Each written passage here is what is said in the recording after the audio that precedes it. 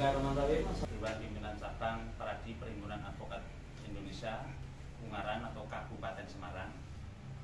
Perkenalkan, saya Muhammad Sofyan selaku Ketua DPC Peradi Ungaran. Di samping saya ini Pak Anjas Widayanto selaku Sekretaris, Ayo, kemudian Mas Wildan, yaitu Pak Nurul Burha.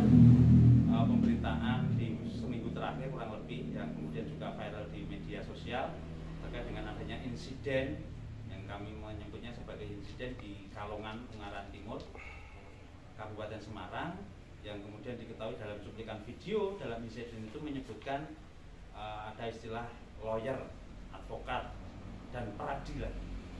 Nah, karena hal tersebut maka kami di DPC Peradi Ungaran menganggap perlu dan kami memiliki legal standing untuk mengkonfirmasi dan mengklarifikasi melalui konferensi pers pada sore hari ini. Jadi perlu kami sampaikan pertama bahwa setelah kami identifikasi, kami verifikasi keanggotaan yang ada di DPC Peradi Ungaran yang bersangkutan, yang kemudian tersebut yang di media disebut sebagai Wisnu Hadi Prihananto atau VHP, itu sampai pada hari ini, sampai kami melakukan konferensi pers ini belum terdaftar, tidak terdaftar di keanggotaan di DPC Peradi Ungaran Kabupaten Semarang. Meskipun demikian, yang bersangkutan beberapa kali memang sudah kami melihat memang seorang advokat atau lawyer yang memang menurut konfirmasi yang bersangkutan tergabung di DPC Peradi Jakarta Timur ya, Jakarta Timur, dan belum idealnya menurut peraturan organisasi ketika seseorang kemudian sebagai lawyer atau advokat harus menyesuaikan dengan domisili kantor maupun tempat tinggalnya.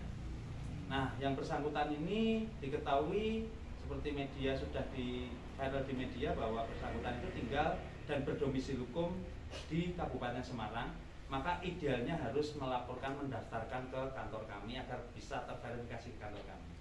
Kira-kira demikian. Sampai hari ini tidak, dan sampai hari ini ya Senin 15 Juli 2024 yang bersangkutan belum terdaftar sebagai keanggotaan kami dan juga belum melaporkan secara resmi.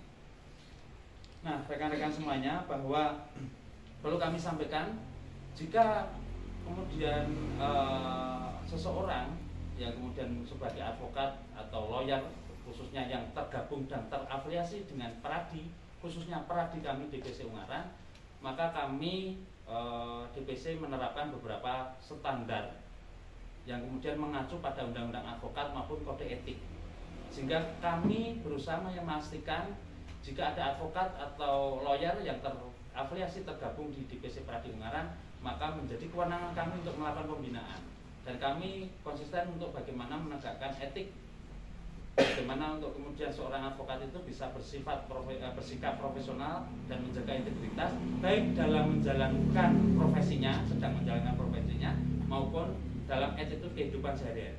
Nah, terkait dengan insiden itu, kami selaku advokat sangat menyayangkan dan ikut prihatin, karena memang idealnya seorang advokat atau lawyer dalam kehidupan sehari-hari harus tetap menjaga etika, kesopanan, dan attitude untuk dalam kehidupan sehari-hari masyarakat. Lain selebihnya, bahwa kami memandang bahwa dalam persoalan ini kami sebagai advokat perlu kami sampaikan kepada khalayak bahwa advokat itu sebagai penegak hukum yang memiliki kedudukan yang sama dengan penegak hukum lainnya atau yang sering disebut dengan padatur wangsa. Maka ketika advokat kemudian melakukan pelanggaran dalam menjalankan profesi maupun dalam kehidupan sehari-hari, maka harus tunduk dan patuh pada kode etik profesi. Nah, apabila ada anggota kami, seorang advokat yang terafiliasi dan tergabung di DPC Peradi Ungaran, ketika melakukan pelanggaran semacam terjadi insiden di video yang viral itu, maka tentu saja kami akan melakukan penindakan, melakukan pembinaan. Namun sayangnya yang bersangkutan itu sampai pada hari ini belum tergabung. Pada hari ini Senin 15 Juli 2024 tidak tercatat sebagai anggota kami, sehingga kami tidak memiliki kewenangan untuk melakukan pembinaan.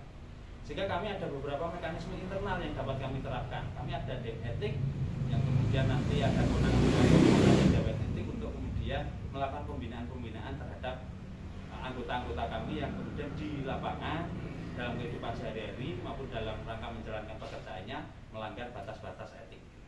Kira-kira demikian. Berikutnya, bahwa perlu kami sampaikan juga, ini perlu agar kemudian masyarakat luas, khususnya rekan-rekan teman-teman yang kemudian aktif di sosial media, juga kemudian tidak serta-merta memvonis segala sesuatu dengan cara yang sangat instan. Sebelum menyimpulkan segala sesuatu, sebelum tahu duduk persoalannya. Hal ini perlu kami sampaikan karena menjadi tanggung jawab kami sebagai profesi, sebagai penegak hukum, bahwa intinya segala permasalahan, kalau saya lihat di video itu, pada pokoknya kan sudah ada perdamaian ya, kira-kira ada permohonan maaf dan seterusnya. Lain selebihnya itu urusan yang bersangkutan dengan masing-masing apa yang terlibat dalam video itu. Tetapi kami sebagai praktisi hukum mencermati bahwa dalam setiap permasalahan yang terjadi, idealnya kemudian diselesaikan secara baik atau win-win solution atau alternatif dispute resolution. Karena dalam penegakan hukum ada game yang disebut dengan ultimatum remedium. Proses pidana, lapor melapor dan seterusnya itu obat terakhir. Setelah penyelesaian secara